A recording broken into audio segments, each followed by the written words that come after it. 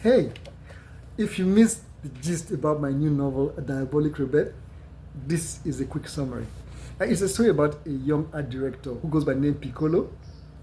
Now, Piccolo is a member of a Pentecostal church, and because of his design background, he's made the head of the design unit. Now, in the course of working in the church, he fell in love with a girl, and you know how it is with Pentecostal churches. When you're in love with a girl, you don't just go to the girl and tell her, "Hey, I love you," or we want us to be in a relationship. It doesn't happen like that. You got to tell the pastor first. The pastor will have to tell her, and then gets back to you, and then he says, and it goes between the two of you. But two of you at no time are not expected to be together or make any discussions. So anyway, he told the pastor, and the pastor himself had ulterior motives about the girl, but he didn't want to let him know. So he told him that for him to make any progress, they have to be he has to be baptized, and then go through deliverance, and then get consecrated, and then before he can become qualified to be a church worker. And after being a church worker, before he cannot discuss anything about the girl. Well, Piccolo was stopped because he really wanted this girl badly. So anyway, he agreed, and then showed up for the deliverance. Now, deliverance is done twice a year, and it's done at midnight. So that day he showed up, and then some guy was assigned to pray for him.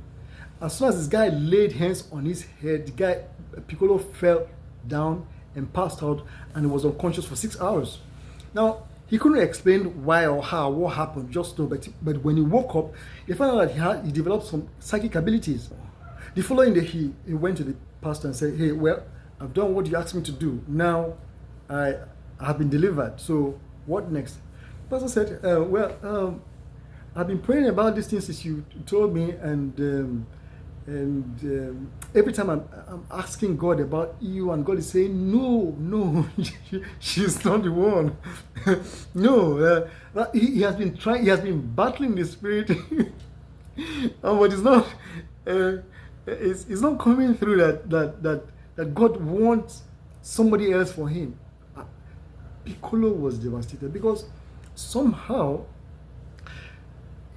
he has a connection with the girl, like there was a kind of a spark between them, but he just couldn't bypass the pastor to go ahead with a relationship. And then also the girl also seemed to concur with the pastor, like there was something going on. The details is very intriguing. It's something that you need to find out in the book. But anyway, he couldn't stay in the church anymore because he noticed that certain things were going on within the church. He noticed that very often women flock around the pastor. Like some women coming to like hug or embrace him, like, you know, there's a way that a woman will embrace a man, you know, okay, there's nothing going on. But anyway, I'm not saying anything. But but somehow he had the kind of feeling that this man was not really who he said he was. So he started withdrawing from the church. At the same time too, he got interested in another girl outside the church, and so he developed a relationship. But at the same time too, his mother in the village was having issues with him, saying that, "Oh, look, Piccolo, you're getting too old, eh? You gotta get a wife now. You gotta get a wife now." So one day before he got back from work, his mother was home with a girl from the village, and this just threw him off balance. But there's nothing you can do about it. Now, the mother said, "Look, this is your wife. I'll be telling you about this, so you gotta have her. You gotta have her." So that was it. And Piccolo had to start a new life, a new direction, a new beginning for him. It's a very intriguing story. You will love it. You will love it. It's on Amazon. You can get it there. Go get your copies.